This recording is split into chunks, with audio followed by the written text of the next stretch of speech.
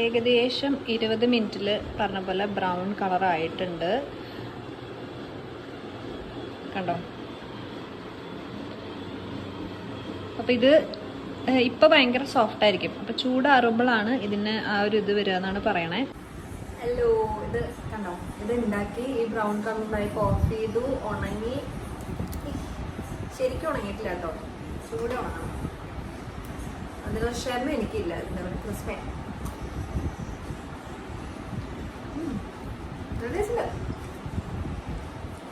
ഇച്ചിരി മധുരം കുറയ്ക്കണം.